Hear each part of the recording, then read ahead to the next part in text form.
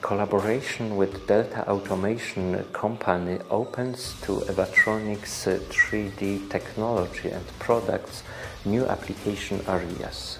Traditionally, 3D scanners can be used for reverse engineering, quality inspection or rapid prototyping, but this time we are moving to the new use area. The company Delta Automation established cooperation with company Evatronix to develop measuring and control technology. The system is based on industrial robot of leading manufacturers.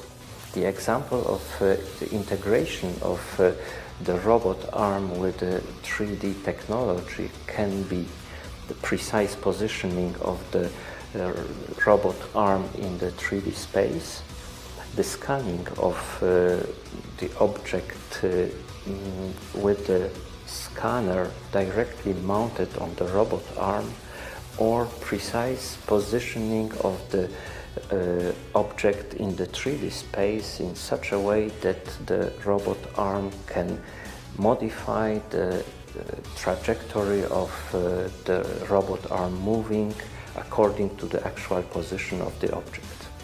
The product is used in various fields of industry.